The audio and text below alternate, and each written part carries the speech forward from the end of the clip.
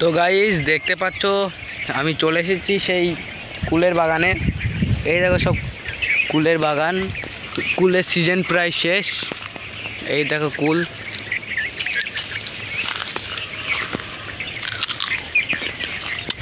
আরও দেখতে পাবে সামনে আছে। এই দেখো সব মাটিতে পড়ে গেছে, কুল মুল বলতে কিছুই নাই, পুরো কুল ঝরে গেছে।